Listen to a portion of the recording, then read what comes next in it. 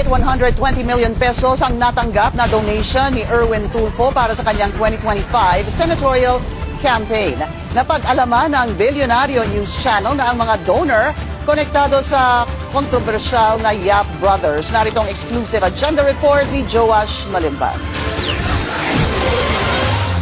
Nitong nakaraang December 9, inanunsyo ni Pangulong Bongbong Marcos na naglabas na ng freeze order ang Court of Appeals para sa 280 bank accounts, 22 insurance policies, 3 securities accounts at 8 air assets na konektado sa magkapatid na si Benguet Representative Eric Yap at AXIS Representative Edvic Yap.